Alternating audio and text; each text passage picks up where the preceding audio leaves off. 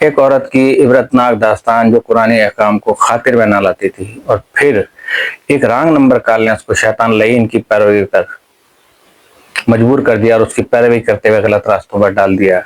ہوش آنے سے قبل اس کا سب کچھ لوٹ چکا تھا، دین و دنیا کی دولت سے وہ تہی دامن ہو چکی تھی۔ بسم اللہ الرحمن الرحیم۔ میرے تمام ویورز کو میری دل کے تھا گہرائیوں کے ساتھ السلام علیکم ورحمۃ اللہ وبرکاتہ۔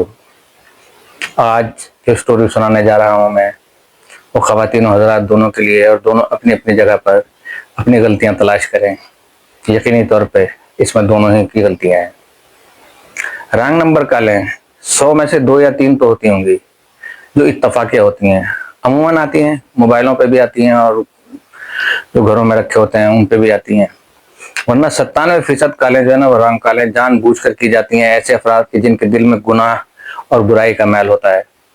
وہ عمدن کوئی فرضی نمبر ملاتے ہیں، اگر کسی جگہ کسی خاتون نے اٹھایا تو بات شروع کر دیتے ہیں اور اپنے مخصوص طریقہ واردات کے ذریعے اس کو ورگلانے لگتے ہیں۔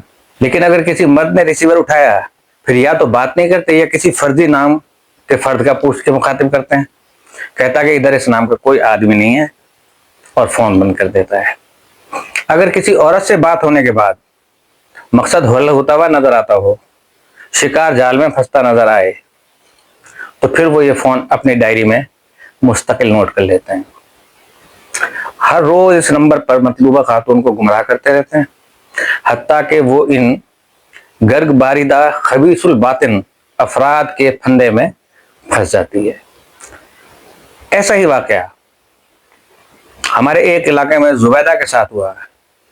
کسی دن ایک فون آیا، زبیدہ نے اٹھایا تو مخاطب نے کسی فرد کا پوچھا تو اس نے بتایا کہ اس نام کا شخص تو ادھر کوئی نہیں رہتا، البتہ میرے خامن صاحب ہیں، اگر کہیں تو ان سے ملوا دوں۔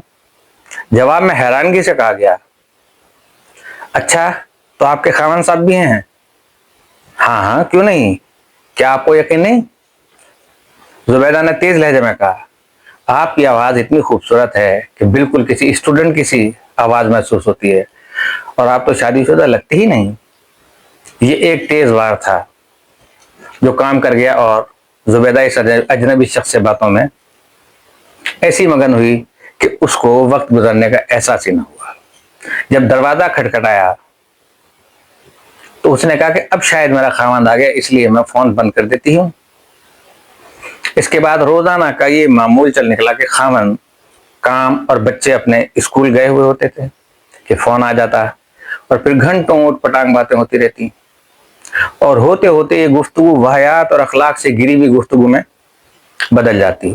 لیکن زبیدہ کے ذہن میں کسی گوشے کے یہ خیال بھی نہ گزرا کہ وہ ایک شریف گھرانے کی چشم چراغ ہے، شادی شدہ ہے، معاشرے کی باعزت خاتون ہے، اس سے محبت کرنے والا ایک شوہر ہے، چھوٹے بچے ہیں اور وہ ایک جوان بیٹے اور بیٹی کی ماں ہے، سب اسے والہانہ انداز سے محبت کرتے ہیں۔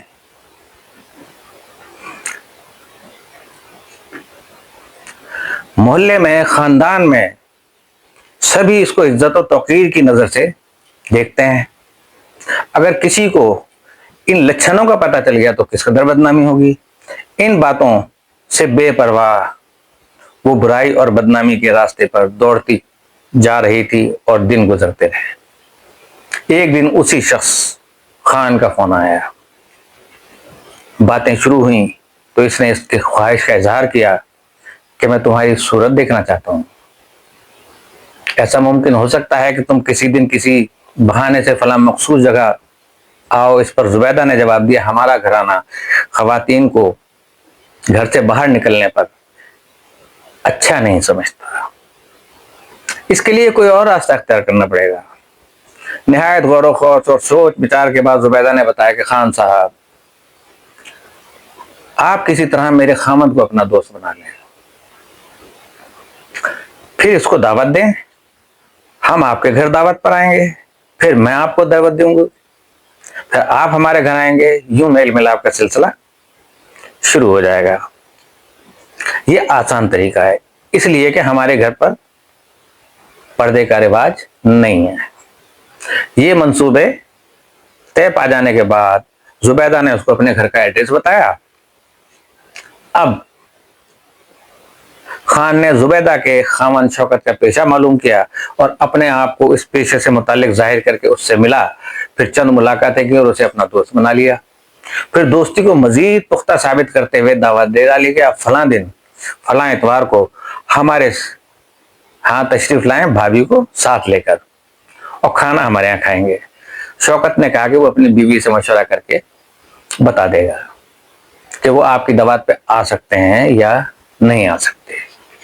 شوکت نے زبیدہ سے مشورہ کیا تو اس نے فوراً حامی بھر دی، ورنہ اس سے پہلے وہ کسی کے ہاں آنے جانے اور دعوتوں کے چکروں سے اسے باز رکھتی تھی۔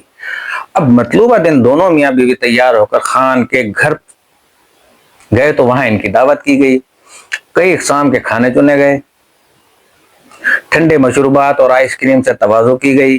وہاں زبیدہ پر یہ راز ظاہر ہوا کہ خان بھی شادی شدہ ہے اور اس کی ایک قبول صورت بیوی اور 3 بچے بھی ہیں۔ دعوت کھانے کے بعد زبیدہ گھر آئی تو اس نے اپنے خاوند سے کہا کہ اخلاقی طور پہ ہمارا فرض بھی بنتا ہے کہ ہم انہیں اپنے گھر دعوت پر بلائیں۔ شوکت نے، اس عورت کے شوہر نے حامی بھر لی اور ان کو کھانے کی دعوت دے ڈالی۔ اسی کا خان منتظر تھا۔ اب معمول کے مطابق گاہے گاہے دونوں طرف آنا جانا شروع ہو گیا اور دعوتیں ہونے لگیں۔ یوں زبیدہ اور خان کا رانگ نمبر کال کے ذریعے طے پانے والا منصوبہ کامیاب جا رہا تھا۔ محلے کی ہی ایک عورت کو زبیدہ کے گناہ کے راستوں پر دوڑنے کی خبر ہو چکی تھی۔ وہ چونکہ زبیدہ کی ایک نیک پابند صوم و صلات سہیلی تھی، اس نے قرآن پاک کی سورۃ نور اور احزاب میں فحاشی و بے حیائی اور پردے کے متعلق آنے والی آیات اور وعیدیں سنا کر اس گھناؤنے فعل سے ڈرانا چاہا اور اس کو روکنا چاہا کہ جس کی مرتکب زبیدہ ہو رہی ہے۔ تو زبیدہ نے ہنستے ہوئے یہ کہہ کر ٹال دیا اور الٹا اس کا مذاق اڑاتے ہوئے کہا، لگتا ہے محلے کی مسجد میں آنے والے نئے مولوی کی تقریریں اور درس باقاعدگی سے سن رہی ہو۔ کس کس کو سمجھاؤ گی؟ یہاں سب خراب ہیں، جب حساب ہوگا تو دیکھ لیں گے۔ استغفر اللہ۔ اب شیطانی منصوبہ بنتا ہے۔ ایک دن خان کا فون آیا، اس نے زبیدہ سے بتایا کہ وہ آج ان کے پاس اس کے گھر آنا چاہتا ہے اور چاہتا ہے کہ کسی کی موجودگی کے بغیر آمنے سامنے بیٹھ کر باتیں کریں۔ اس پر زبیدہ نے خدشہ ظاہر کیا کہ میرا میاں ہماری علیحدگی میں بیٹھ کر باتیں کرنا مناسب نہ سمجھے گا، اس لیے یہ ناممکن ہے۔ خان نے کہا کہ آج کل کوئی چیز ناممکن نہیں رہی، میں نے اس کا حل سوچ لیا ہے۔ وہ یہ ہے کہ میں ایک دوائی تمہیں دوں گا، تم وہ دوائی اپنے خاوند اور اپنے بچوں کو چائے میں ملا کر پلا دینا، وہ بے سدھ رات کو پڑے رہیں گے اور ہماری ملاقات میں کوئی دخل اندازی کرنے والا نہ ہوگا۔ زبیدہ نے حامی بھر لی اور یوں یہاں سے شیطانی منصوبہ آگے بڑھتا ہے۔ اسی دن شام کے وقت خان جو تھا شوکت کے گھر آن دھمکا اور بتانے لگا کہ میں ادھر ایک کام سے آیا تھا، وہ کام کر کے اب واپس جا رہا ہوں، تو سوچا کیوں نہ اب جاتے جاتے اپنے دوست سے بھی ملاقات کرتا جاؤں۔ بیچارہ شوکت اصل حقائق سے بے خبر ہو کر بہت خوش ہوا اور کہنے لگا، کیوں نہیں، اگر دوست ہو تو ادھر جب بھی آؤ مجھے ملے بغیر نہ جایا کرو۔ اسی اثنا میں وہ گھر کے قریب قائم جنرل اسٹور سے بسکٹ وغیرہ لینے چلا گیا تاکہ مہمان نوازی کے لوازمات پورے کرے۔ اتنے میں خان نے زبیدہ کو بے ہوشی والا سفور دے دیا اور بتایا کہ احتیاط سے کام لینا، کہیں شک نہ پڑ جائے۔ میں رات 11 بجے بیل دوں گا جب سب سو چکے ہوں گے۔ خان کھا پی کر چلا گیا اور زبیدہ ان بچوں کو سلانے کی فکر میں کھانا کھلانے لگی اور کھانے کے بعد چائے میں بڑی احتیاط سے صفوف ملا کر سب کو پلا دی۔ تھوڑی دیر بعد وہ سب دنیا و مافیا سے غافل گہری نیند سو رہے تھے۔ زبیدہ نے بطور احتیاط شوکت کو 2-3 دفعہ جھنجھوڑا اور بلایا، لیکن وہ تو بے ہوش ہو کر سویا پڑا تھا۔ یعنی منصوبہ کامیاب تھا اور دوا اپنا کام کر چکی تھی۔ اب وہ بن سنور کے اپنے ٹیلی فونک دوست کے انتظار میں بیٹھی تھی کہ ٹھیک 11 بجے بیل ہوئی تھی۔ اس نے دروازہ کھولا सामने ही खान था। जुबैदा इसको लेकर अपने ड्रेसिंग रूम में ले आई। खाने पीने के बाद बातें शुरू हुई। ठीक 2 घंटे बाद जब खान इसके घर से निकल रहा था तो जुबैदा की इफ़्फ़त और इस्मत का वो कीमती जौहर, वो कीमती सरमाया, क्योंकि एक बाइज्जत औरत के लिए सरमाया इफ्तिखार होता है, लुट चुका है। हया का नगीना चकनाचूर हो चुका था। वो औरत से चुड़ैल और फाहिशा बन चुकी थी। इसकी इज्जत और इस्मत लुट चुकी थी। औरतें मिसाल दिया करती थी कि वो आज बेहयाई के समंदर में गर्क हो चुकी थी। आज इसने अपने सरताज की अमानत में खयानत का घिनौना इर्तिकाब किया था। लेकिन सबसे कर्बनाक पहलू यह था कि उसको अपने इस जुर्म का एहसास नहीं था। इसका अंदाजा इससे लगाया जा सकता है कि इसके बाद खान और जुबैदा का मामूल बन गया कि वो फोन करता कि आज मैं फला वक्त आऊंगा, तुम सबको सुला छोड़ना। लिहाजा जुबैदा उसके इशारों पर नाचती और नाचते हुए ऐसा ही करती और ये सिलसिला आगे बढ़ता रहा। कर्बनाक इंकशाफ कब होता है? गुनाह और झूठ कब तक छुपा रह सकता है? एक ना एक दिन तो अल्लाह की बेआवाज लाठी बरसती है। एक ना एक दिन तो इबरतनाक सजा का दौर शुरू होता है। एक दिन खान का टेलीफोन आया। जुबैदा इत्तफाक से बात में थी, वॉशरूम में थी, तो इसकी बड़ी बेटी ने रिसीवर उठाया टेलीफोन। खान आवाज पहचान ना सका, समझा कि जुबैदा ही फोन सुन रही है। लिहाजा बेधड़क कहने लगा कि आज रात 10 बजे आऊंगा, तुम बेहोशी वाला सफूफ शौकत को और अपने बड़े बेटे और बेटी को एहतियात से दे देना और पहले से थोड़ा ज्यादा देना, इसलिए कि मैं रात 4 बजे तक तुम्हारे पास ही रहूंगा। शायद शाजिया इसकी बीवी आ रही है, इसलिए फोन बंद कर रहा हूं। शाजिया उस खान की बीवी थी। मेरा इंतजार करना जुबैदा की बड़ी बेटी फातिमा के हाथों से रिसीवर छूट गया। इस पर इसकी मां का वो राज आश्कारा हो चुका था जिससे वो आज तक बेखबर थी।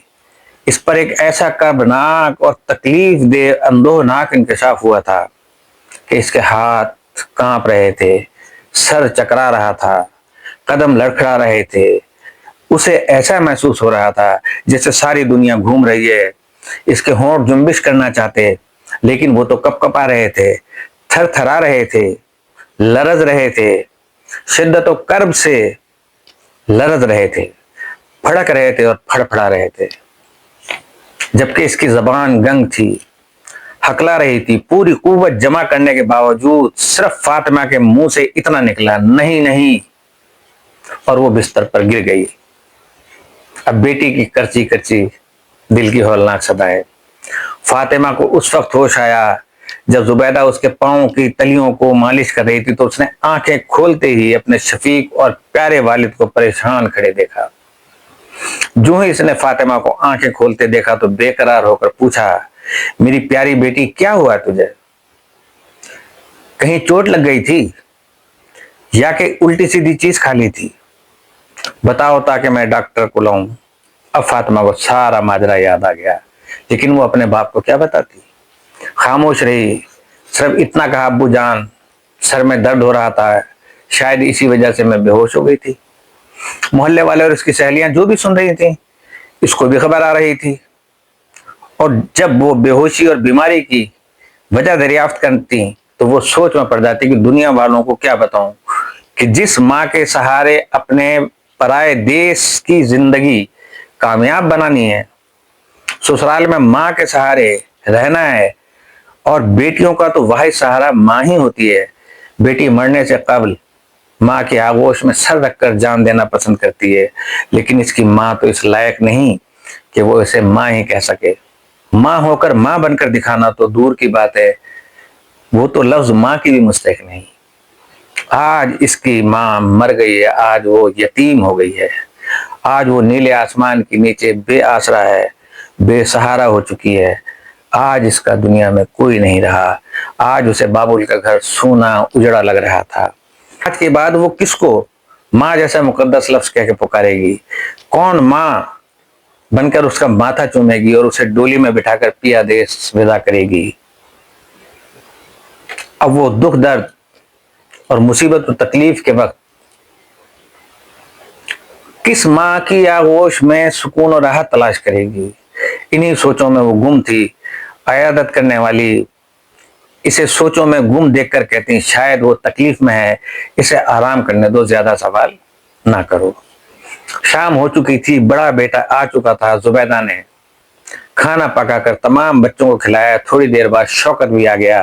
زبیدہ نے اس کو بھی کھانا دیا اور پھر سب کو چائے کا ایک ایک کپ دیا۔ فاطمہ چونکہ فون پر سن چکی تھی، سمجھی شاید بے ہوشی کی دوائی والا کپ ہے، اسی لیے اس نے نہ پی اور آنکھ بچا کر آہستہ سے نیچے گرا دیا چائے کو۔ سب بچے سو چکے تھے۔ رات کے 10 بجے ہی تھے کہ دروازے پر کسی نے دستک دی۔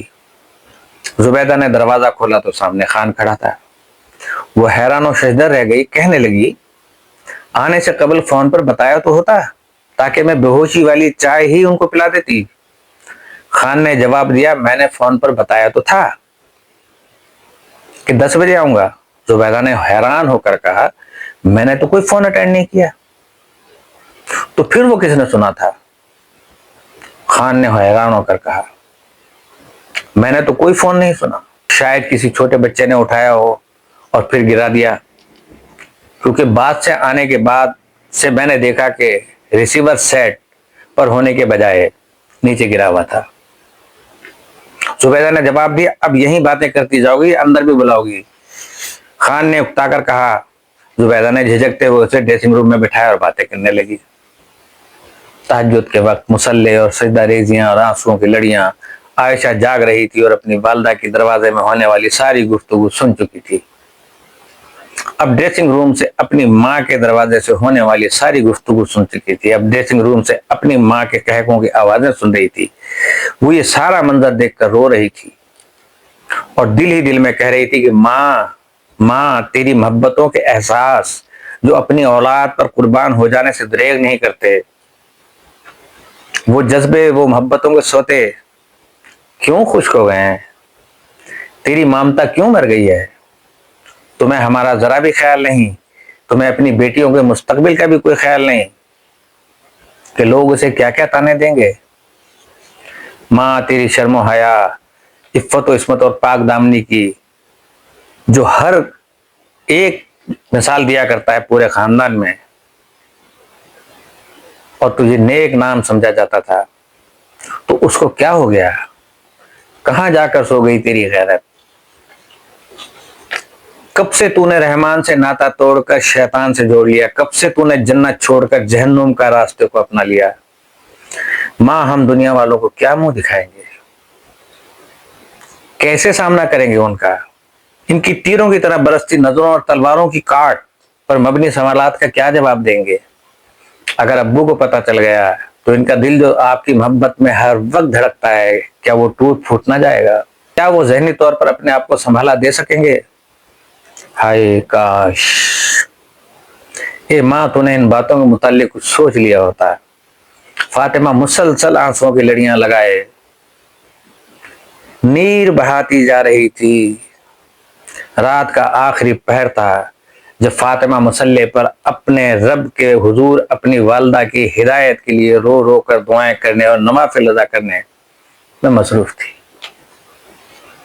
اس کی ہچکیوں کی آواز سن کر شوکت نیند سے بیدار ہو گیا۔ رونے والی آواز کے تعاقب میں چلا۔ باہر صحن میں نکل کر دیکھا تو اس کی بیٹی فاطمہ تھی جو مصلی پہ بیٹھی ایک پاکیزہ جنت کی حور اور پری محسوس ہو رہی تھی۔ اس کے ارد گرد کا ماحول نہایت روحانی اور پاکیزہ لگ رہا تھا اور وہ مصلی پر سجدے میں سر رکھے رو رہی تھی۔ والد اپنی بیٹی کو دیکھ کر خوشی سے خود بھی وضو کرنے کے لیے نل کی طرف بڑھا، لیکن جو ہی نل کی طرف آگے بڑھا تو اس نے کسی مرد کے سائے کو اپنی بیوی کے ساتھ چلتے ہوئے دیکھا جو گھر کے مین گیٹ کی طرف بڑھ رہا تھا۔ وہ بہت حیران ہوا کہ یہ کون ہے۔ آگے بڑھ کر غور کیا تو پتا چلا کہ خان ہے، اس سے پہلے کہ وہ آگے بڑھ کر کچھ کرتا یا اسے روکتا، وہ گھر سے باہر نکل چکا تھا، اور اس کی بیوی دروازہ بند کر کے واپس لوٹ رہی تھی۔ جو ہی زبیدہ نے شوکت کو دیکھا اور تکتے ہوئے کھڑا ہوا پایا، ایک دم پریشان ہو گئی۔ شوکت نے کہا یہ خان تمہارے پاس کیا لینے آیا تھا؟ زبیدہ نے فوراً اپنے آپ کو سنبھالا اور کہا کہ خان آیا تھا، کہتا تھا کہ ادھر سے گزر رہا تھا، سوچا شوکت سے ملتا چلوں۔ میں نے بتایا کہ وہ آرام کر رہے ہیں، لہذا چائے پینے کے بعد چلا گیا ہے۔ شوکت سارا معاملہ سمجھ گیا تھا، لیکن حیرانگی اور پریشانی اور شدت اور تکلیف اور زبیدہ کی بے رخی اور بے وفائی نے اسے اندر سے ہی اندر توڑ دیا تھا، ٹوٹ پھوٹ کا شکار ہو چکا تھا۔ وہ کچھ نہ بول سکا اور اپنے بستر پر جا کر لیٹ گیا۔ فاطمہ نے باقی بھائیوں بہنوں کو اٹھایا، نماز پڑھی، کپڑے بدلے اور بیگ لیے سب اسکول چلے گئے۔ شوکت بھی جدھر منہ اٹھا نکل گیا۔ اب زبیدہ نے خان سے رابطہ کیا اور سارا معاملہ اس کو بتایا کہ ہماری اصلیت شوکت پر ظاہر ہو چکی ہے اور اسے تمام ماجرے کا پتہ چل گیا ہے۔ جواب میں خان نے یہ ترکیب بتائی کہ اگر وہ تجھ پر الزام لگائے تو تم بھی اس پر یہ الزام لگانا کہ خان کی بیوی سے تمہارے مراسم ہیں۔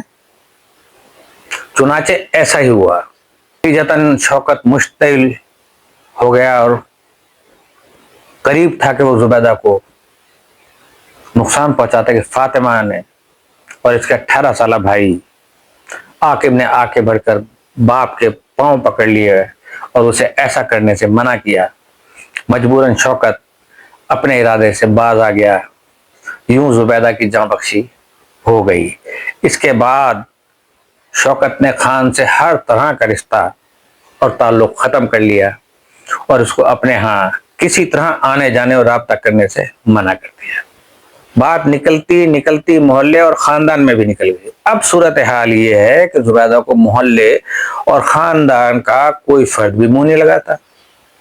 ہر فرد اپنے اہل خانہ کو زبیدہ سے میل ملاپ اور تعلق داری سے منع کرتا اور اس کے سائے سے بھی اپنی عورتوں اور بچیوں کو بچاتا ہے۔ شوکت ہے تو اس کو اس کی شکل بھی دیکھنا گوارا نہیں کرتا، گھر ضرور آتا ہے، مگر اس نے فاطمہ کو کہہ دیا ہے کہ لہٰذا وہی کھانا پکاتی ہے، باپ کو بھی کھلاتی ہے، بچوں کو بھی، وہی گھر کے دوسرے کام کرتی ہے، اپنے باپ کے کپڑے اور جوتے تیار کرتی ہے۔ زبیدہ گھر میں رہتے ہوئے بھی گھر سے یا اس خاندان سے متعلقہ فرد محسوس نہیں ہوتی۔ بچے ہیں کہ ماں کو کھری کھری سناتے ہیں، اس سے نفرت کرتے ہیں اور بات چیت ہوتی ہے اور وہ بھی اکثر لڑائی جھگڑے اور ہاتھا پائی پر مشتمل ہوتی ہے۔ اس جینے سے بہتر ہے مر جاؤں میں۔ یوں زبیدہ جی جی کے مر رہی تھی اور مر مر کے جی رہی تھی۔ سارے زمانے کی نفرت کا اسے سامنا کرنا پڑ رہا تھا، گھٹ گھٹ کے جینا اس کا مقدر بن چکا تھا۔ وہ گھر کے ماحول سے، ہر کسی کی نفرت سے تنگ آ کر کہتی میرا دل چاہتا ہے کہ میں زہر کھا کر مر جاؤں اور ان تکالیف سے بچ جاؤں جو رات دن مجھے ڈستی ہیں۔ اس کے جواب میں اس کا بڑا بیٹا جو اب فرسٹ ایئر میں پڑھتا ہے صرف یہ شعر پڑھ کر سنا دیتا ہے کہ اب تو کہتے ہیں کہ موت آئی تو مر جاؤں گا، مر کے بھی چین نہ پایا تو کدھر جاؤں گا، اور چپ چاپ اپنے کام میں لگ جاتا۔ گھر کا سارا نظام اور کام کاج فاطمہ نے سنبھال لیا۔ زبیدہ عضو معطل بن چکی تھی، گھر کے ایک کونے میں چارپائی پر پڑی کھانستی رہتی۔ فاطمہ روٹی اور سالن سب سے چھوٹی بیٹی کے ہاتھ ماں کو بھجوا دیتی تھی جو وہ کھا لیتی تھی۔ یوں اس کی جسمانی زندگی کی سانسیں چل رہی ہیں، جبکہ روحانی زندگی کا خاتمہ تو کب کا ہو چکا ہے۔ تو ویورز، آپ نے دیکھا کہ کتنی غلطی اس سے ہو گئی، جسے وہ بظاہر معمولی سمجھ رہی تھی، لیکن اس نے سمجھ لو کہ اپنے آپ کو بھی اجاڑ دیا، اپنے بچوں کو بھی اجاڑ دیا اور اپنے وفادار شوہر کو بھی اجاڑ دیا۔ امید ہے آپ کو یہ اسٹوری پسند آئی ہوگی۔